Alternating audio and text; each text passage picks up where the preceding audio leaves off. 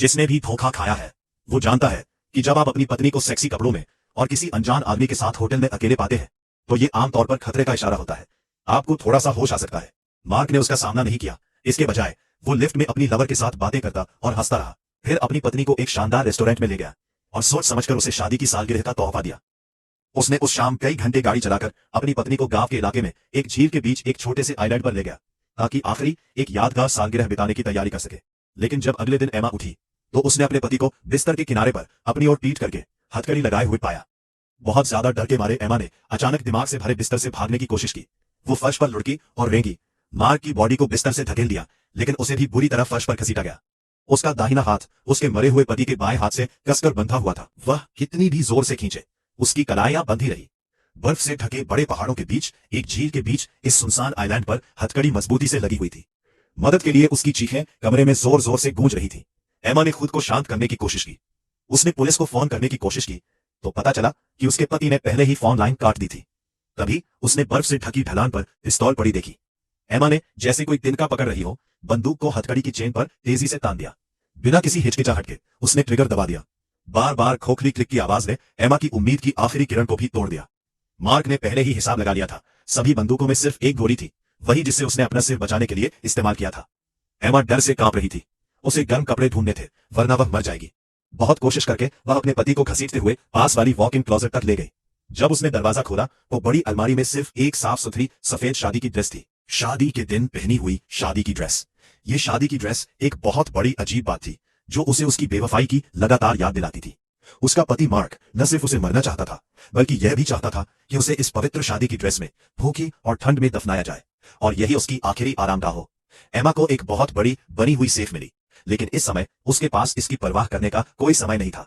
Body को घसीटते समय रगड़ कम करने के लिए एमा ने मार्क की बॉडी के नीचे शादी की ड्रेस बिछा दी और फिर अपने पति की पुरानी शर्ट पहन ली। गर्म रहने के लिए वो अपने पति को एक एक कदम घसीटते हुए सीढ़ियों की ओर ले गई। भारी लाश की वजह से सीढ़ियों पर उसका बैलेंस बिगड़ गया और दोनों नीचे गिर गए। लेकिन दरवाजे के बाहर का नजारा उसे और भी ज्यादा निराशा से भर रहा था। एक कड़क बर्फीली दुनिया, सफेद कपड़ों का एक बड़ा सा फैलाव।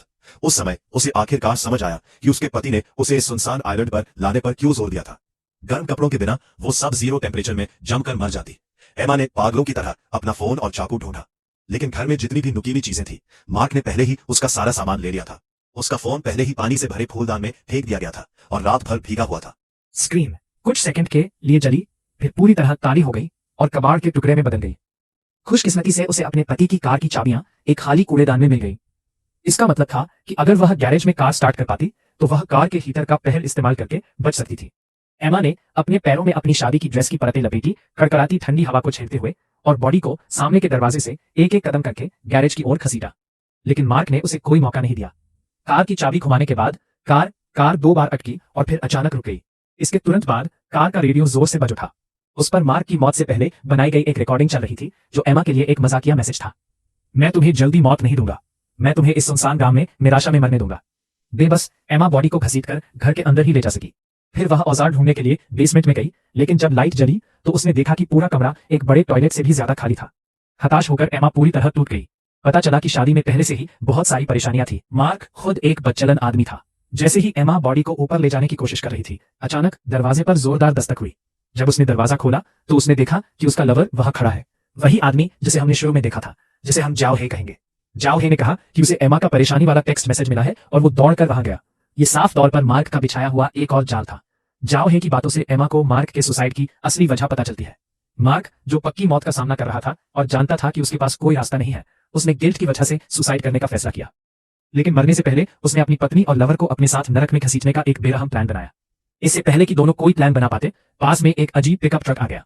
ड्राइवर, जिसका निकनेम लिटिल ब्लैक था, ने स्थिर एमा से कहा कि वो दरवाजा लॉक कर दे और वो अकेले बातचीत करने के लिए बाहर चला जाए। ट्रक से एक जवान सुनहरे बालों वाला आदमी उतरा। उसने कहा कि वो एक प्लम्बर को ठीक करने आया है। जैसे ही वे उसे पैसे दे रहे थे, पूरी दाढ़ी वाला एक और हट्टा कट्टा आदमी बस से उतरा। हम उसे दाजवांग कहते थे। दाजवांग एक सच्चा बेरहम कातिल था। मार्क ने उसे मोटी रकम देकर हायर किया था। बिना एक शब्द कहे दाजवांग ने एक खंजर निकाला और जाओ हे के पेट में कई वार करने शुरू कर दिए। बेचारा जाओ हे वहीं मर गया। एम्मा, जो घर के अंदर छिपी हुई थी और लंगड़ा रही थी, ये भयानक मंजर देख रही थी। उसने अपनी सांस रोक ली। सांस लेने की भी हिम्मत नहीं हो रही थी। जैसे ही पीले बालों वाला आदमी एम्मा के पास पहुंचने वाला था, वो चिल्लाया। जब दोनों बात कर रहे थे, एम्मा अपने पति की लाश लेकर चुपचाप पिछले दरवाजे से निकल गई। और उस स्टोरेज हट में छिप गई जहां स्पीड बोट खड़ी थी। उसे अंदर एक पुराना टूटा हुआ भाला मिला और वो मार्क की उंगलियां तोड़कर भागने ही वाला था कि येलो हेयर बर्फ के निशानों का पीछा करते हुए उनकी तरफ आ गया। एम्मा जल्दी से कैनवस के नीचे छिप गई।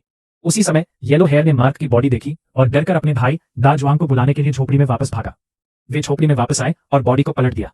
करीब से देखने पर पता चला कि मार्क ने न सिर्फ उन्हें काम पर रखने के लिए सेफ में रखे हीरों का इस्तेमाल किया था, बल्कि टाइमिंग का भी ध्यान से हिसाब लगाया था ताकि वे उसकी मौत के बाद आकर गंदगी साफ कर दे।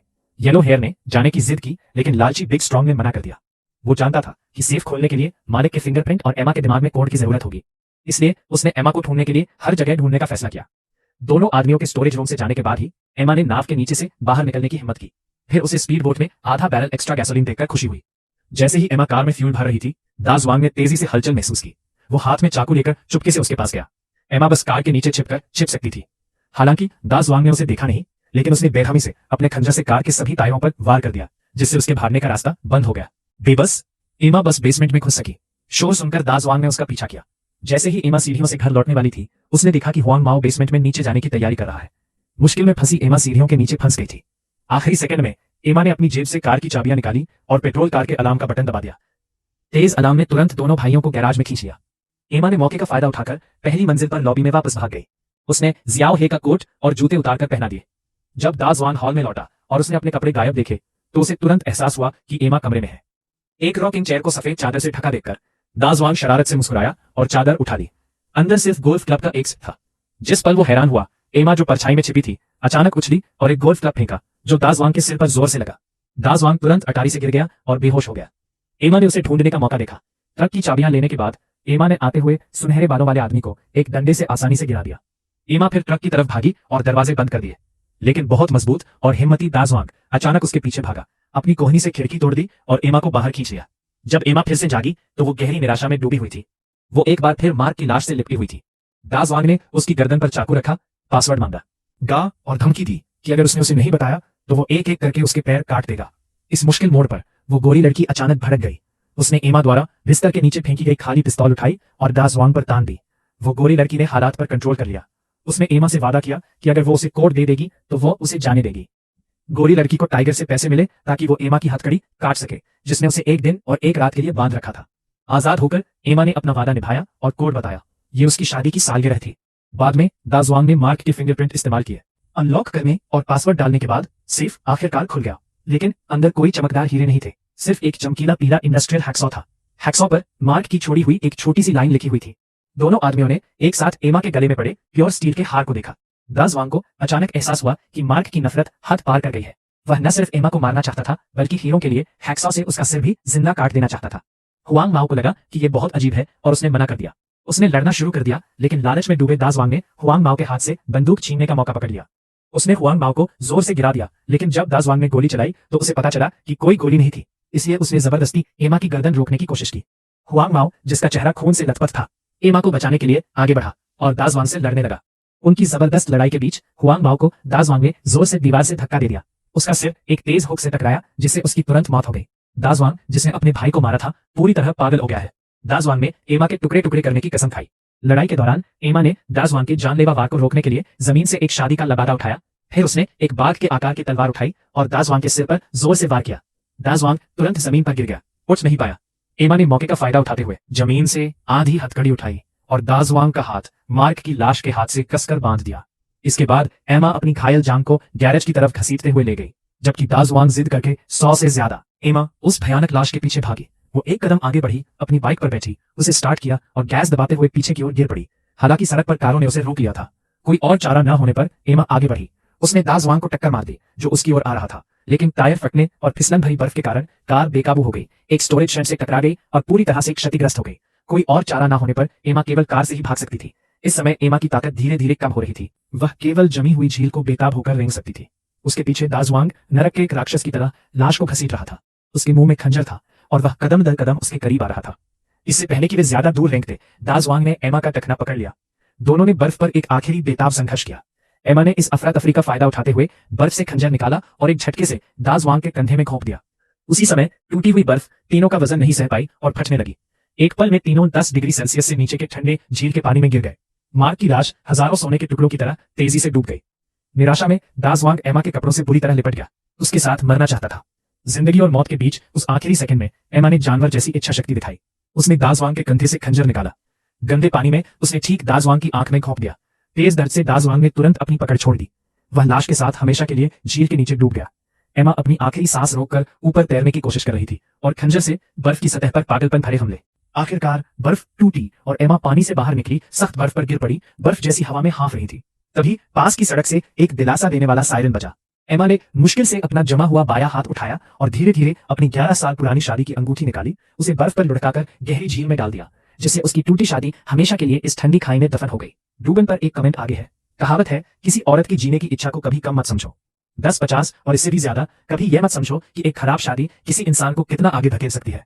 हमें धोखा देने वाली पत्नी को छिपाने की जरूरत नहीं है, क्योंकि यह फिल्म इंसानियत पर एक गहरी सोच दिखाती है। जब शादी में परेशानियां हो, जब असली प्यार एक दूसरे को तकलीफ देने वाली तलवार बन जाए, अगर पूरी तरह से अलग होना मुमकिन ना हो, तो यह आखिर में आदमखोर मीट ग्राइंडर बन जाएगी। फिल्म की कहानी 100 साल पुरानी वो लाइन, भारी बेजान लाश, क्या यह असल जिंदगी की उन घुटन भरी शादियों का उदाहरण नहीं है, जहां शादियां सिर्फ नाम की होती हैं, फिर भी नैतिकता, पैसे के झगड़ों और चुप रहने की कीमत पर घुटन भरी औरतों से बंधी होती है। 11-18 मौत में भी पति मार्क अपनी पत्नी को अपने वजन से कुचलना चाहता था। उसे पवित्रता की निशानी शादी की ड्रेस पहनाकर बेइज्जत करना चाहता था, यहां तक कि उसके भविष्य को बिना क्लैप्स वाले स्टील के हार से बंद कर देना चाहता था। अगर मैं तुम्हें नहीं पा सकता तो मैं तुम्हें खत्म कर दूंगा, तुम अच्छी जिंदगी जीना भूल जाओ। और आखिर में एमा ने बर्फीले पानी में अपना उलटफेर पूरा किया। बर्फ को तोड़ना सिर्फ जिंदा रहने की एक फिजिकल लड़ाई नहीं है, बल्कि एक रूहानी नया जंग भी है। उसने खुद अपनी शादी की अंगूठी निकाली और उसे खाई में फेंक दिया, जिससे न सिर्फ शारीरिक हथकड़ी टूट गई, बल्कि मानसिक बेड़ियां भी टूट गई, जिन्होंने उसे 11 साल से मर्दों के दबदबे और कंट्रोल करने वाली इच्छाओं से बांध रखा था। मेरे प्यारे, जिंदगी कोई फिल्म नहीं है। असल में इंसान का स्वभाव अक्सर किसी स्क्रिप्ट से कहीं ज्यादा मुश्किल होता है। जब आपको एहसास हो कि कोई रिश्ता लगातार आपको कमजोर कर रहा है, आपको अपने साथ नीचे खींचने की कोशिश कर रहा है, तो हिचकिचाए नहीं, वहम ना पाले। सच्ची मुक्ति सिर्फ अपने हाथ के चाकू से दुश्मन के भाले को भेद कर ही मिल सकती है। समय पर नुकसान कम करना सभी बड़ों के लिए सबसे ऊंची जागृति है। हमारी फिल्म यही खत्म होती है।